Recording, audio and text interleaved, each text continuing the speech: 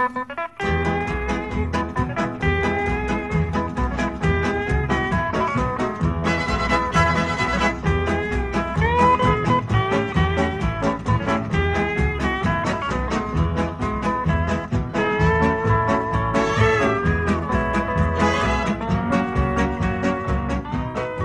County in Northern California is now an elegant world of vineyards and upscale resorts. You'd have to go back in time to the 1950s to see the quiet, rural world you're now seeing. This is not a miniature set built for a big-budget Hollywood movie, but one man's solitary pleasure.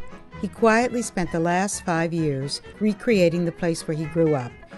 It now exists in his home workshop, and the Northwestern Pacific Railroad runs through it.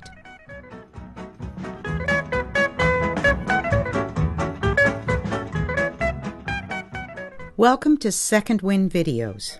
Each week we profile a unique individual who has discovered a way to find joy and meaning in the second half of life.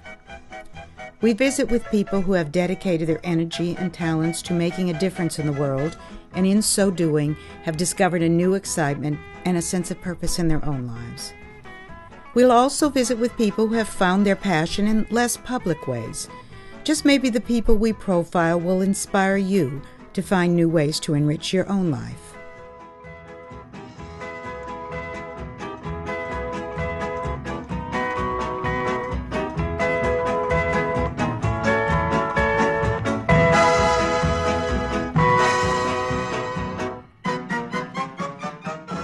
It represents parts of Marin County up north, with this being Fairfax and the center parts of San Anselmo, and then San Rafael on the end. 10% of the buildings are kits, and the remainder are scratch built.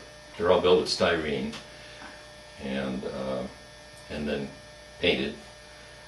Because all these buildings, I design them on the computer, and then I print them out to scale, and that gives me a template to build them.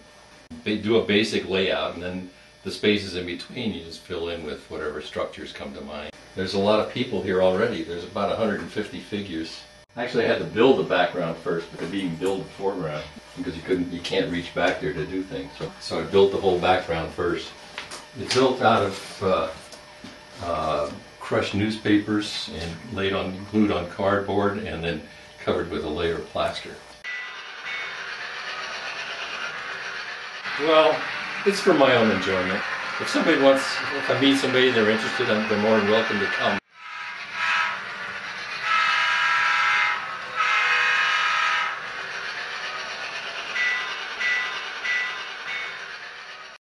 The Bates house, you know, the movie, that's the mother's house. This one was built from clay. It's molded out of clay, and then you bake the clay in the oven and finish carving it.